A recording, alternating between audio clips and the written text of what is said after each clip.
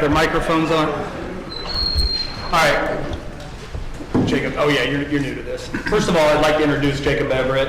He has replaced Chris Lutz on the town council via the caucus last night, so this is his first meeting. A couple of expectations to set for tonight. We have a hard stop at 8 p.m. because we have an executive session, so at 8 p.m. we do have to have everybody exit, and then it will be a closed-door meeting for pending litigation after that. So we have a number of items on the agenda. We're going to work through them as quickly as possible.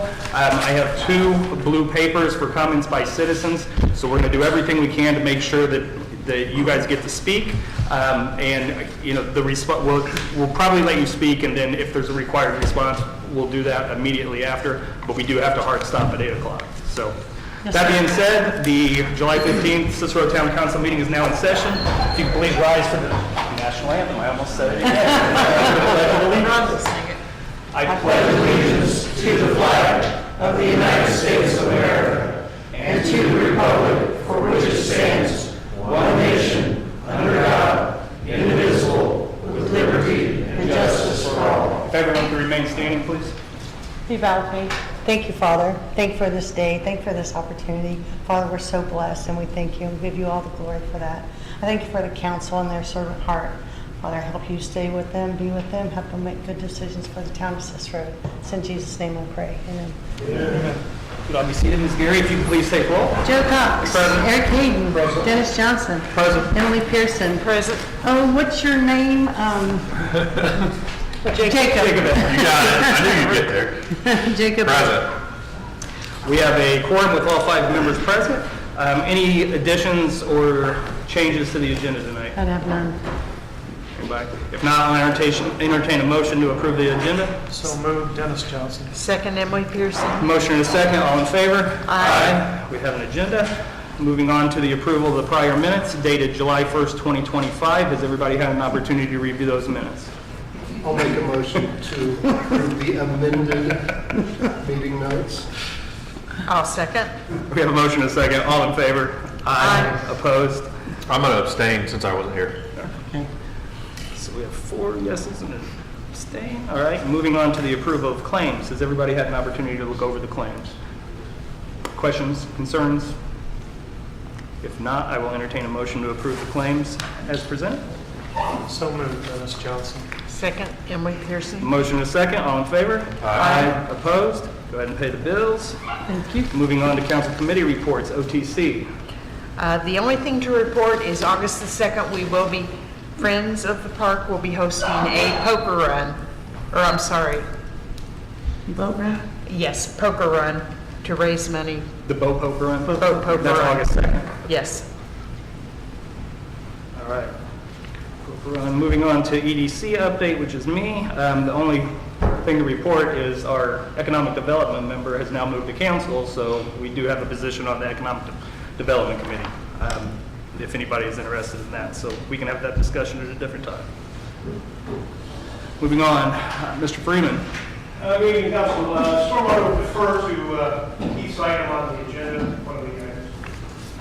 Okay. Moving on, legal counsel report, Mr. Colt. Nothing at this time. There are some items later on the agenda. Cicero Jackson Township Plan Commission report, Mr. Zawadzki. Evening, council. I have nothing to update. And Mr. Strong. Nothing to update, sir. Thank you. You mean all this time I skip over you and the one time I get it right? I can make something up. That's all right. All right. Town engineering report, Mr. Bryant. Good evening, all. How are you? Doing well, how you doing, Keith?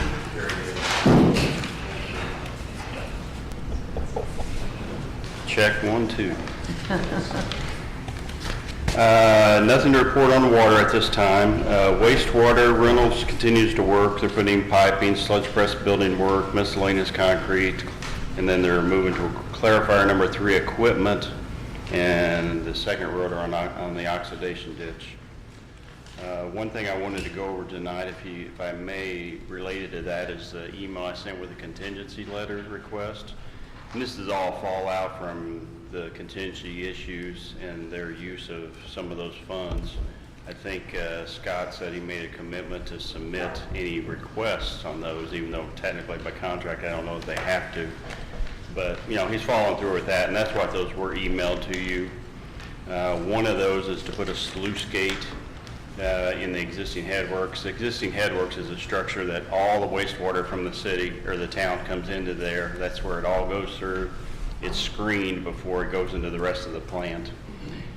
There's an old sluice gate there that was built when the structure was built, probably back in late 80s, early 90s. The sluice gate is not sealing well, not functioning. We initially had that sluice gate in the overall project scope, and that was one of the things that was taken out with value engineering to reduce numbers, et cetera, to reduce the cost. But it's worse than what we thought when they got it in there. They got in there and got to measuring and looking for things for the screen. So that's why they've come back with this. I know Matt's in favor of it. We think it would be a good idea to do it and use the contingency monies for that. It's about $26,452. I mean, the equipment is $18,000. If we don't do it now, the other concern is if we ever have to do it again, you have to bypass around the structure to do it and around the screen. They're going to be doing that anyway with the new headwork screen install. If we have to do this again in the future, it's probably going to cost us significantly more money.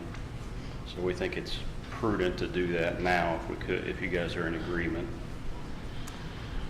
Any questions on that one? Or? No questions. Hey, Mr. Mr. Everett, Ms. Pearson, any questions? No. Okay, I don't have any questions. Terry, I saw you shaking your head, yes, that it needs to be done. Look at me. Do we just need do we need a vote on that or just a consensus? It's not technically a change order. If this is a standard contract, I'd say vote. I would still say vote, because we are essentially voting to spend you said about $26,000. Correct. This is coming out of the reserve? Contingency. Out of the fund. Contingency? Yes. Is this the first thing we've taken out of there, or we've already taken Oh, out no. They're taking, most of it? No, not most of it. Okay. This is the first time unrelated, related to specific items.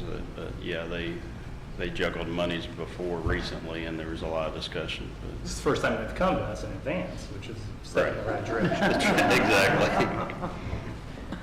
I'll make a motion to approve replacing the sluice gates I'll to come out of second. contingency. Motion and second, all in favor? Aye. Opposed? Let's make it happen.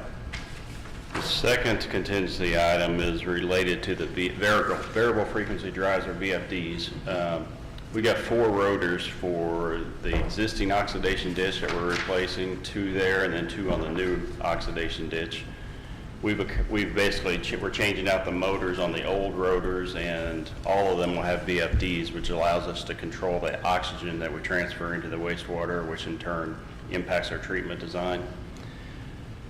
During design of this for the 1 year, we work with vendors for VFDs, the aerators, the motors, and there was no mention or recommendation to have these filters. But now, during construction, which is not uncommon, when they're doing the submittals and they're looking at it a little closer, they came to the conclusion that they would recommend that we put these VFD filters in. And what that does is right now the VFDs and the control panels are in a central location. They feed out the power to the motors on all those 4 drives. This protects the VFDs from those leads to the motors picking up any current and bringing them back and damaging the VFDs. So that's why they recommend it. Why they did it before, I don't know, but they did not. The manufacturers did not. But it's $14,559, and I think we would be foolish not to do it now that they are recommending it. Because if we have any issues with those VFDs, it'll be on us to deal with it if we burn up. How many are needed? There's 4. So that's all 4, 14, so 60 covers Yeah. all 4? Yes. How much was that? 14,559. Yep. And 99 cents. 99 cents. Thank you. Are you saying the drives, do they have a warranty on them? They do have a warranty on them. They have phased 5-year part warranty that scales down, but if it's damaged by Right. something beyond their control, they'll exclude it. But yes.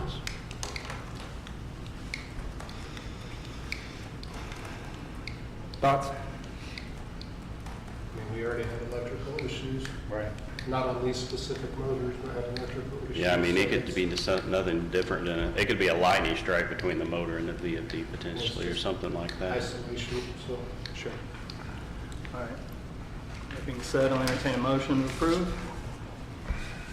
So moved. Second. Motion to second, all in favor? Aye. Opposed? Let's get it done. Thank you. West Jackson Street, work continues. Obviously, if you walked into the building here, you noticed a little bit going on, but they continue. They hope to get the flat concrete work done before the end of the month. Now, part of that be related to Duke, because they've got to get Duke scheduled to pull poles out here on the northeast side and some things like that. So that's a little bit out of their control, but that's what they're pushing for. Then they're, of course, they're following up with lights and foundations for those. You'll notice they start pouring those from Short Street back. There's several poured today if you look at those. Just a point of clarification, we talked about the pads. Keith and I spoke, and I reached out to him after the last meeting and said whatever he thinks, because I think those larger pads would be issues in that small grass area. So all they offer is 20-inch tubes, so those are 20-inch tubes. Okay. I told him to go with those, so. Yeah, we could do the 24, but Eric, like he agreed, it looks like there's just not enough grass space there for them to do. Now, the other thing they are doing is, if you'll notice on the ones across the street, they put a pretty large chamfer all the way around those. In this case, they've reduced that, and there's not much of a chamfer, so, we almost gained 2 inches, an inch all the way around just by that. And they're going to take particular care to make sure they get the anchor bolts Sure. centered. So I think we'll be happy with the end result and still not upset our sod that we're putting in. Okay. The other thing related to that I'd like for you guys to consider, and no decision needed tonight, but in case you haven't noticed, if you look at the new lights, they have frosted globes on them. They're basically tinted white. The old ones and the one out on east and the ones across the causeway are clear. Look at those. There was, in my estimation, an oversight, and there are some middles on the drawings on that, and that's what they've got. We can make them replace them, but what they're going to do, they're saying that the fixtures are also different, and they may produce different light if it's clear. They've looked at them and turned them. They got some in their shop, and they looked at them there, and they say they'll look different. So what they're planning to do is to take one of the globes off of those and energize them, and then we can all take a look at them at night and decide whether we want to replace. I kind of like the white ones myself, but they won't match the two ends, so that's the differential. The bad thing about clear ones is eventually they'll tarnish and they look dirty and they'll get UV degradation. So if you would, they're going to turn those on, and we got time to decide that. I just want to bring it to your attention so you can look at it when you're around in the dark and see what you think. So they will have it turned on before they place the rest of them? I talked to them today, and they're going to clear that up, but they think they'll turn on a bank or two of them here once they get them done. They won't all be on, but there'll be a bank or two that they can turn on. Okay. Keith, are you saying there's no degradation to the frosted blades? Well, I think it's less noticeable just because it didn't tarnish the clearness of it. But that's one of the reasons why some people go with the frosted.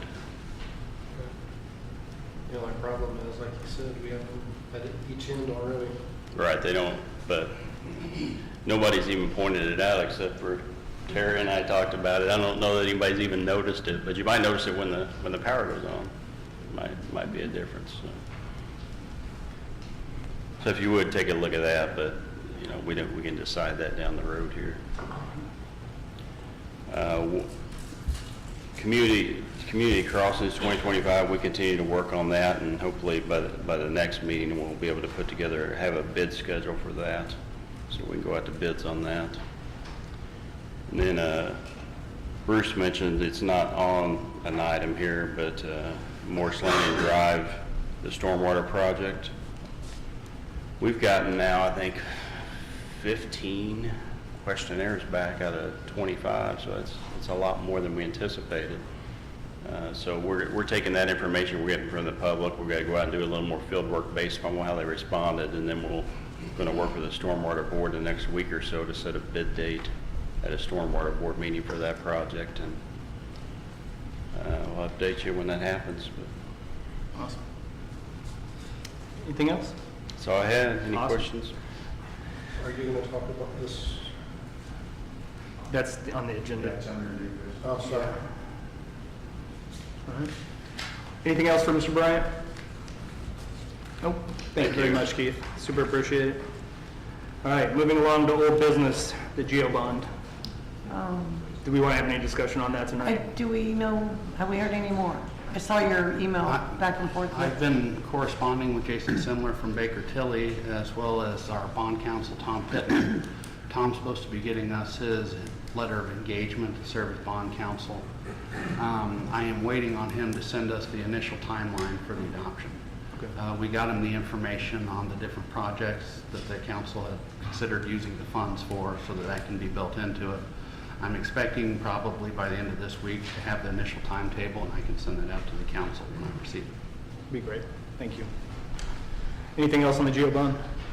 No? All right, moving along, gas pumps. Mr. Hunter, I assume that's your show?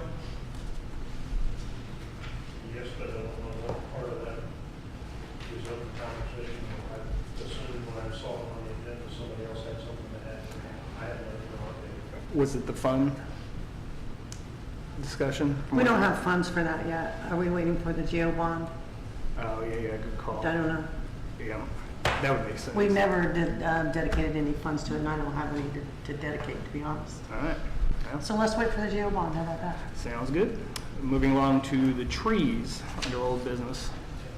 Evening, Council, again. So the only update I have is that we have prepared the letters to send to the properties on East Jackson Street. I didn't know if you guys wanted to approve those. We have a couple of different versions, but other than that, we are moving forward. Okay. Questions on the letters? So those letters are basically to see if there's any interest from the residents, is that correct? And it's not guaranteeing that we're putting those in? I can send them to you, but they ask if they're interested in the, what we'll call it, something beautification project. And we will provide a tree, they plant and maintain. And then we would like to have input on the location of the, where they plant that tree. Needs to be in the front. We have about 10 locations picked out. Council said 4 to 6 would be approved. We're kind of counting on some of those folks not being interested. So that's what the letter says. Okay. Are they planted in the right of way or on the private property? Private property. We're trying to avoid that strip between the road and the sidewalk to not cause problems with the concrete there. It's a pretty narrow strip, so. Yeah. So we're trying to partner with the homeowners to have them place them in the front yard Yeah. on their own, Okay. should we provide the tree. All right, thank you, Frank. All right, moving along, item D, bamboo on Stringtown Pike from the previous meeting. Has everybody had an opportunity to go out and look at that? Yes. Yeah, I've been out there myself. There is some development in that, I believe. So, thoughts on the bamboo? And to me, there are other trees that are further out that restrict view than those bamboo plants. Okay. That was my impression. So I still think when we're looking at this, I think there's two distinct areas, unless I'm mistaking something.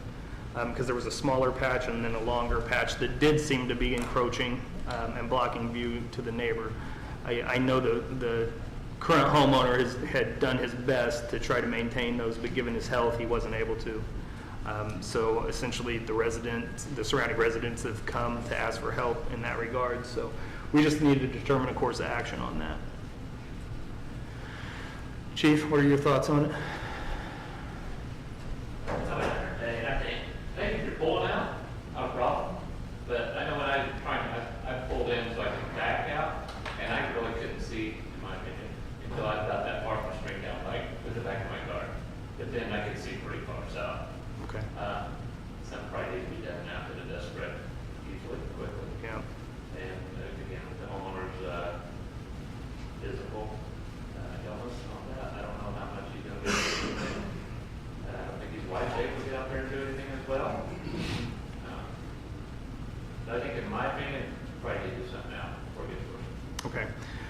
To me, the right-of-way seems like, any idea how far the right-of-way is off that road, anybody? Straight down. Yeah, I've got maps on that, but not on that, I don't know what the right way footage is. I mean, that's my gut reaction is, can we bring it back to the right-of-way? The growth, but I don't know how far that is. I think we would need to know that. Bamboo brings unique challenges because even if you cut it and maintain it, it grows pretty quickly as it's a sustainable plant. To fully remove it, you have to dig down a certain depth to get the root system out. So I don't know how far we want to take this.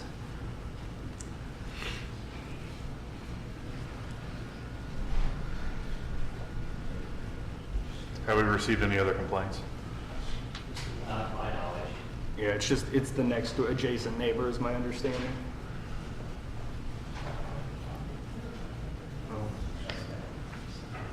Thoughts?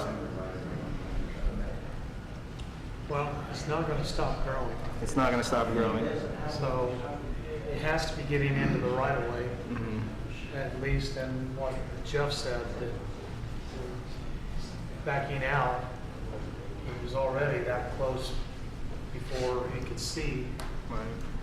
So something has to be done to get at least the right of way Sure. done. I just don't, Terry, can you go see what the right of way is there? Yeah, can you identify that? And just let us know by next meeting Yes. if, how far in we are to the right of way and then Okay. what could potentially be done. Good. I'll go, we'll get the right of way numbers and go will it off and see where we're at. You guys good with that? Yeah, I think that's a good step. Yeah. Okay. All right, moving along, new business. Byron Street storm sewer lining. So good evening, council. So we've had a previous discussion in regards to the Byron Street stormwater project and that we encountered an issue with that and we have some cracking and spalling in there as well as some lateral issues. And so in our discussion, we know that the lining project needs to be completed and I believe the council was on board for that being done. So I was trying to figure out a funding mechanism that we could make that project happen. So at the council's direction, I did speak to the Stormwater Board and the president of the Stormwater Board, Mr. Freeman, and it seems to be the consensus that they would be willing to help pay for that or take care of that cost for that stormwater relining, but I'll let Mr. Freeman speak to that. They cost a week more than we usually pay. No, we can go ahead, that's why we collect the freeze that we do, the money that we do to fix things like that. So we can work with them, and they really haven't got an official price out of it. We're kicking around probably $40,000, maybe $50,000. The stormwater board will pay to pick up the tab. Great. Thank you very much for your willingness on that. Thank you for your work on that. Yes, sir. And so along with that, Mr. Cooper is currently working on getting 3 quotes on that project. So I know he's working through that process, and a couple of the companies have some questions that he's answering. So hopefully we'll have that resolved soon and have some estimates for you. So thank you. Thank you so much. Mr. Cole, $40,000 to $50,000, they need to remain sealed, correct? No, under $50,000, they can just solicit the bid and they can submit it in writing, but it does not have to be sealed. So we're going to be around that range, Terry. I would leave them sealed. But yeah, if you think there's any chance it'll go over 50, then I would err on the side of sealed. All right. Thank you very much, Mr. Strong. Streetlights. We've already had that conversation, right? Oh, no, these are the streetlights, the surplus. Right. Okay. You need to go ahead? Yes.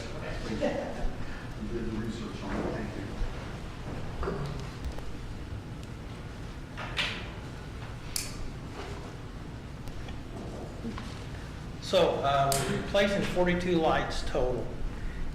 Jimmy, for the Parks Department, is wanting 28. Some of those 28 are damaged, but he's going to use those for parts. So that was going to leave us with 14 lights to either offer to the HOA that has asked for them or get rid of them, do something with them, so. So you just need a consensus on? Right, how you want us to get rid of the Sure. the 14 lines. And it's essentially been determined that they're not really viable as far as getting replacement parts, especially cost effectively. Yeah, that's the problem we're having, is getting replacement parts. Any metal parts like the bases, that's where we're getting into trouble, because the bases get broke during storms, people get against them, and there's no way to get new bases for them, like a pot metal, we call it. It's, Okay. What is the process we need to follow? Do we have to have them salvaged? Yeah, I mean, we either have to declare that they have no economic No value, value. or we have to show that we've gotten the best market value we can, or that we're tying the value to something. But we're just giving them to them, correct? that, Has that been that's what established? the council, Okay. that's what I was thinking, but that's definitely a council Okay. decision. I mean, in my eyes, they have no real value to us, and it's more having to deal with them. Mr. Hunter, how many are you putting up? 28. How many are you putting up? I've got 25 now, I'm hoping to collect 3 more. I believe I'll be able to salvage between 10 and 16, given my assessment of what I'm doing. And I hope to put 10 to 12 in community park someday. My thoughts would be that over the winter, when things slow down, we'll start to rehab some of those and refurbish them. And then maybe next year, we'll go forward with the plan. So these other 14, I mean, is there less rehab to those, or? 3 of the ones still to collect are in good shape and are part of the hardware now, and we're trying to make sure we keep those 3 for sure. The remaining lights to take down and to dispose of, I have no place to put them. Right now, we've got a secure area that the ball field is in a changing area, but I really don't have any room to put it. And have any confidence that they won't get torn up. So I feel like I have all I can take right now. I guess my question is, the remaining 14, are they in decent shape? Because you said you're going to rework several. Well, the remaining 14 are still standing today. What's Okay. happening is they are damaging a lot of them as they take them down. Okay. We're finding that a lot of them have substantial damage or the bases are broken ears on the bases and things like that. So even a couple of rows have been damaged. So I feel like I've got all I can take and we'll have a successful project. And so we're talking about giving 14 damaged light fixtures that have been replaced. Am I understanding? Yeah, I think maybe what we want to do, Terry, is wait to see what they look like before we make any offer. Okay. Do you guys agree I'm with fine that? with that. Because if, we would need to make a finding that they don't have, they're essentially junk, at which point we could give them away, but I would want to make sure we felt that that was correct. Are you saying as these are being taken down, sometimes they're being damaged and making them harder for us to reuse? We're finding that some of them are damaged standing. Right. Fractured. So Right. when we're unbolting them, we're finding there's ears that are bolted to the concrete. We're finding that they're fractured and was getting ready to fail. Some of the globes have been broke, taking them down. So some of them we didn't do because the contractor, when he first came in, even though we told him we wanted those, they kind of salvaged them. So that's how some of them got broke, because they was just getting them down any way they could. They did bring them back, but that's some of the broke ones. So. I think before we offer them up, let's wait and see what they look like. And- Well, and that's what I was gonna say, if we have any desire to reuse any of them, let's re-encourage that contractor to do the best they can. Well, we're taking them down. Oh, you guys are taking them down? Right, Okay. so, All right. yeah, there was a big, yeah. Okay, understood. So we I'm late to the party, so it's all good. Yeah, so we decided that we would take them down. Understood. So, Great. all right, sounds great. We would just, we're putting them out in the well field now. on the concrete pads. So That's the only question, Eric, is do we have enough space to at least temporarily get the rest of them down? we do, and Okay. they're outside. There's not a lot of people that's out there messing around the cement pads at the well field, but they are out in the open. So, but we can put them out there. Okay, thank you. All right, thank you. Thank you very much, Mr. Cooper. Moving along, C, flock cameras, Chief Rednauer. Thank you. I'm just here to hopefully get consent from y'all to go ahead and purchase the Flock LPRs, license plate readers, that we were budgeted for the 2025 budget. Try to get them up and going. I know it's about 3 to 4 month process for them to get it done, get the permissions that they have to get from the state and the county, so trying to get it done before the end of the year and use the money that we do have budgeted. If you remember, this is an item that we asked Chief Rednauer to wait on at the beginning of the year. So it's approximately $800 to $8,500 to purchase the two and to have them installed. Currently, we still have about $12,500 in that fund, so we got all the money still, and just trying to get it going. And where are they going to be? I don't remember. Gonna have one at North Peru, just on the south side of the bridge, and then one's gonna be out on 230 6th Street, east of where it splits down Buckeye, and then comes into town, so I could pick up both them streets. So they had to get right-of-way permissions from the state to put one on Peru, and the county to put one outside town here. Okay. And they say that could take up a couple months, especially this state. I mean, it's in your budget. Thanks for coming back and confirming, because I'm fine with it. I'm good with it. I'm great with it. Dennis? I am too. Thank you. Make it happen.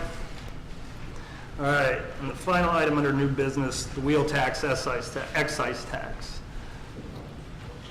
And Dan, if you could just refresh why this is a topic of conversation and how it relates to the CCMG grant for the audience, please. Yes, sir, I sure will. Thank you. So in regards to sort of how we got here, and I know that no one on the council or anyone in the community wants to see an additional tax, first of all of you made that very clear. So, but with that, so with the House and Road Act of 1461, among other things, in that act, they require local units of government to implement a municipal wheel tax and an excise tax to get funding from the community crossing matching grants. So over the last 8 years, Cicero has received roughly $3.47 million in funding for the road projects through the community crossing matching grants. So a lot of other communities have moved forward with this, and unfortunately, you know, I would hate to see the town lose the opportunity to get the funding that we've done in the past. It's allowed us to do numerous projects, as all of you are aware. One of those, the most currently, was Jackson Street that we're working on today, and you know, that's a 75-25 matching grant, so I'd hate to see those funds go away, but unfortunately, in this particular case, it's one of those things that came out of the legislation with this act. Sure.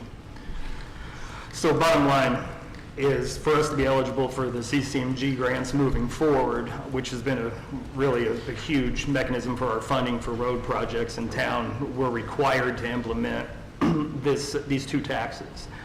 They do give us an option to actually set the level of taxation. They provide a range. They provide a range, yes.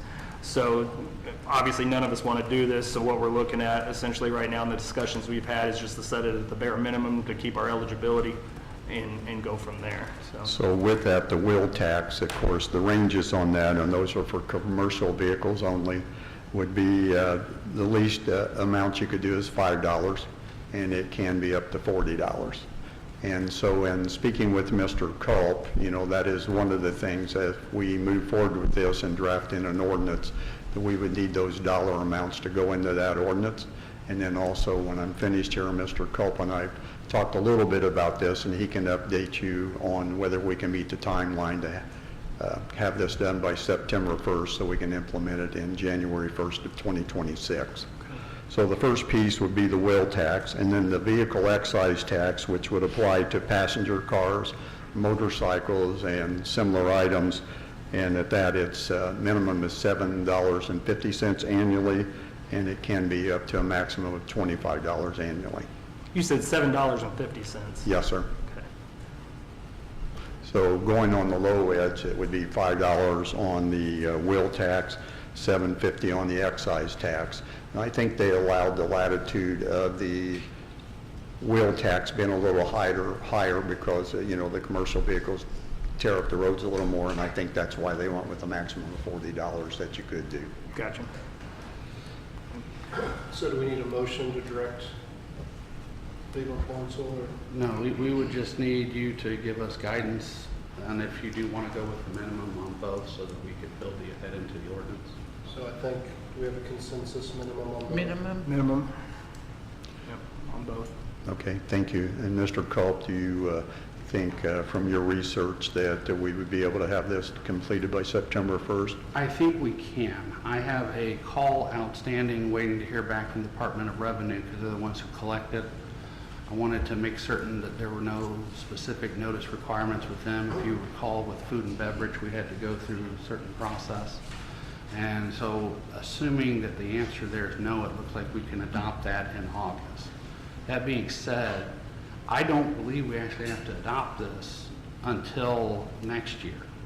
I believe it has to go into effect by January 1, 2027.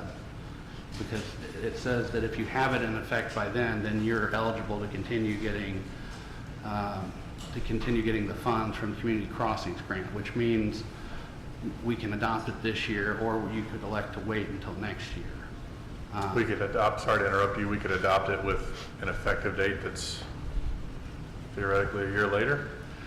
Well, there was a year buffer, if I remember. Yeah, So well, we're what I'm still saying is, eligible. if we could just wait and do it next year. Oh, just wait, yeah. Yeah. Would we still be able, I thought we said they had a year buffer, so we'd still be eligible for CCMG in 2026? Well, the only question I would ask Mr. Culp would be in regards, and I'm not sure on this, but while you're doing your research, would you look into that? I thought if we didn't implement it prior to 2028, that there was a reduction in the maximum that we could apply for. There is. So if we adopted it next year, it would start being collected in 2027. Okay. And then we would be eligible to continue maximizing the grant. Can you just confirm that? Is there any Make sure. advantage to us adopting it this year versus next? I mean, And that's, amount of grants that we need I'm not aware of that impact beyond the fact that we would have the additional funds to put towards matching in the future. Because obviously we would put those into street improvement funds. If you can just confirm Yeah. that we're not going to miss out, please. Do we have any estimate on the type of revenue that come in through this? Well, we actually did, and I may have that with me still. While you're looking, just to say, our ability to maintain access to community crossings is critical, so Yes, sir. we've got to maintain access to that. Remain. I mean, So- that's the sole reason Yeah. to do it is. So back in 2023, the Purdue Extension went through and all the communities that were over 5,000 population, which is the criteria for you to be able to do this. You have to be over 5,000. And let me see here. Make sure I get the right numbers before I say this. So it appears that with the minimum rate, it's about $50,000. And if you went with the maximum, it's roughly short a little bit of $176,000. So That was it's- for both, or that was for? that would be for both, a combination of both. So it actually was, let's see, give you the exact number. I know you like that. So they had, it was $50,092 if you went with the minimums for both. And then if you went with the maximum for both, it was $175,370. I'm fine with the minimum.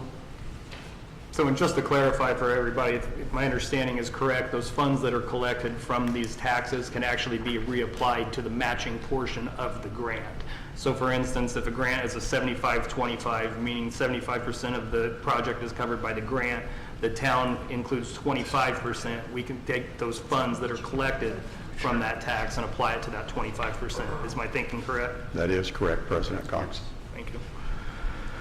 And again, I'll just state it for everyone sitting here, the council does not want to increase taxes. They've made that very clear, but unfortunately, we would lose a lot of funding if there was not a way to do the wheel tax and the excise tax. All right, so we have our plan of action on this, correct? Jacob, do you have any questions? We've spoken about it.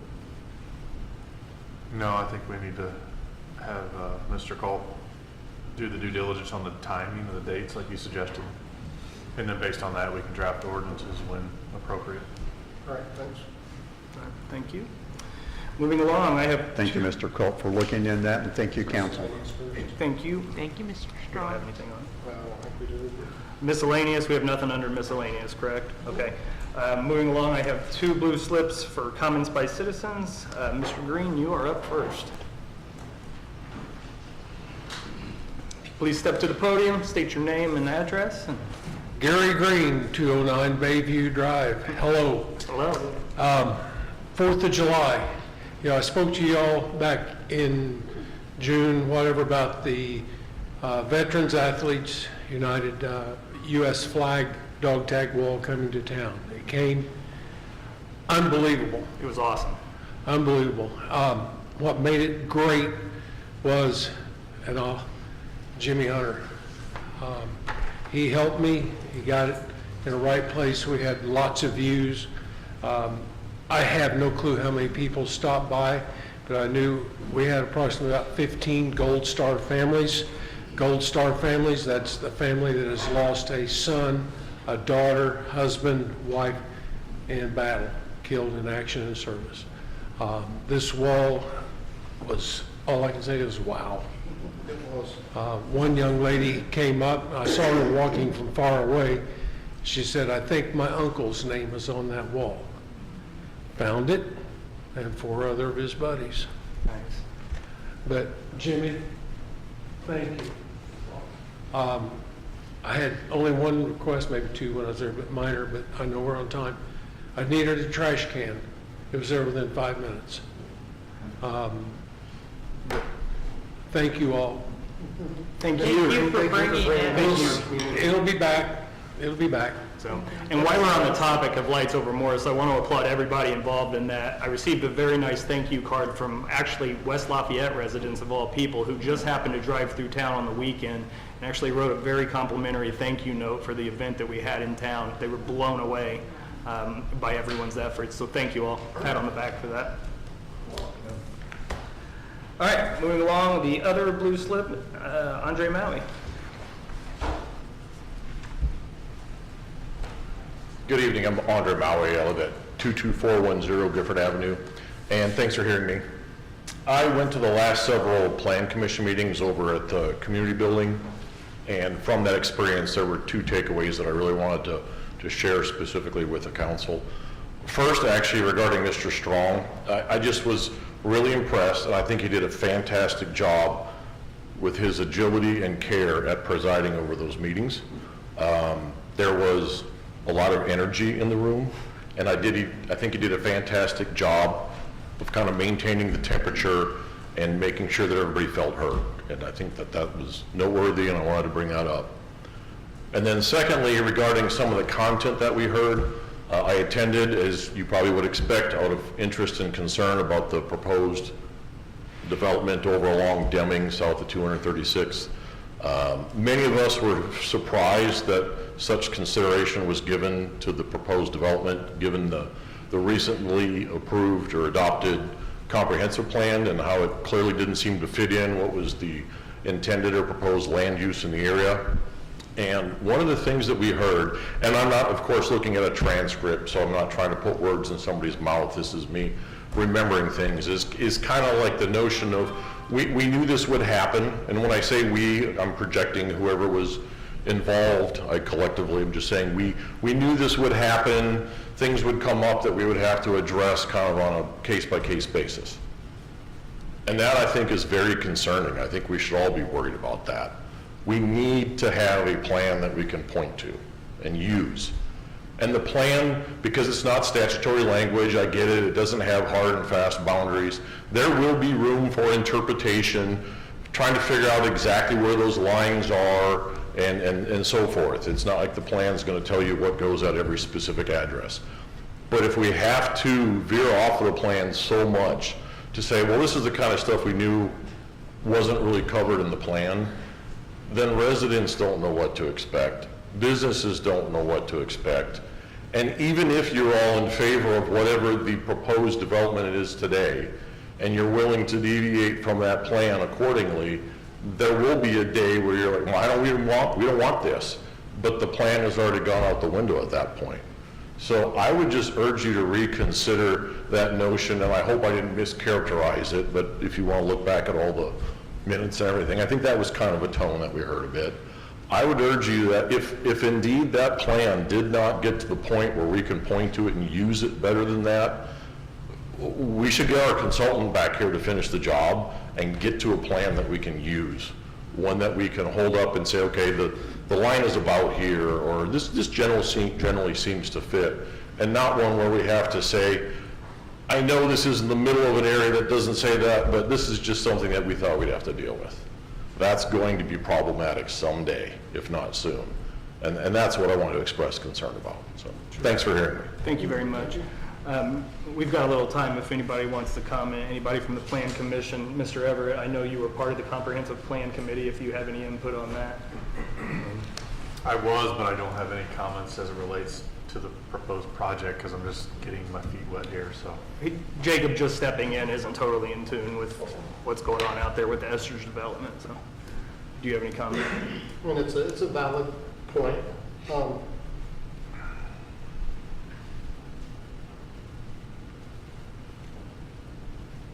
I think maybe we need to revisit that comp plan again.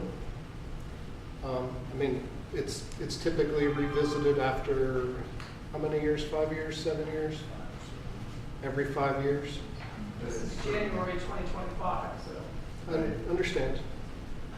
But I'll interject, it certainly can be sooner than that because there's ways that you can go back to the smaller process and amend the comprehensive plan. So, but typically they are done someplace between 5 and 10 years. And in this particular case, I think through the meetings we talked about potentially we might want to revisit in the 3 to 5 year time frame, knowing there's going to be a lot of development and a lot of different issues that the town and Jackson Township will face in the future. So. Mr. Johnson, do you have anything to interject? Thanks. Ms. Pearson? Not on this, but on another subject. Okay. On another subject? Do you want to go ahead and talk?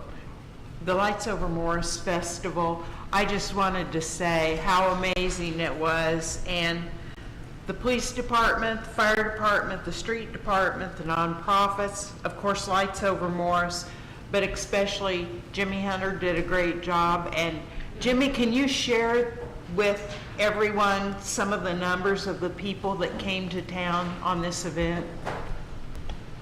I just got this information last night and I forwarded it all to you to review. I don't know if you had a chance to review it, but some of the just basic core numbers that I can give you is for the fireworks and the 4th of July event in the park, we had representation from people from 31 states. So they came from all over. And we had representation, we know, from people from 16 counties within Indiana. We know that we had 15,300 people at the fireworks in the Red Bridge Park, the Jackson Street Causeway, and the Main Street, what I call the Vinegar Hill area. So probably the first time we've been able to put a good number to that based upon, in the past it's always just been a good educated guess. And but now with cell phone data and things like that, we were able to get some really good information. We know that the festival in the park had 23,000 people between June the 2nd and June the 5th. And we had 44% representation overall from Hamilton County residents and more than 56% overall came from outside of Hamilton County. So it just shows we had a lot of people traveling to come here and see our event and participate, and pretty good numbers overall. We had 23,000 people in the park from June the 2nd through June the 5th. That does not include any public safety personnel. It does not include my staff. That does not include any minor children. So that's all adults. July 2nd through the 5th in the park. So we had 23,000 people visit the parks. Obviously, the concerts were a big hit and big crowd, but I just wanted to get you some of those numbers. There's a lot more numbers in that data that I sent you, and a lot of information to absorb and take going forward in the future. But I just want to let you know, I thought it was a really good weekend. It's pretty neat that they can extrapolate that data the way they do. A lot of people here. Circling back to Mr. Maui, I certainly appreciate your comments, and this coming back to council on August 19th for the initial presentation to council could turn into a vote, could not. But I will say that, you know, we haven't discussed this as a council. We pretty much leave it to each individual person to do their own assessment, to have their own thoughts, so nobody else influences anybody else's thoughts. So we are going through the due diligence right now, and I can assure you that the comprehensive plan will be a point of consideration leading up to that meeting. So thank you very much for speaking tonight. If no one has anything else, I will entertain a motion to adjourn. So moved. Second. Motion with second, all in favor? Aye. Opposed? Thank you all very much. Jacob.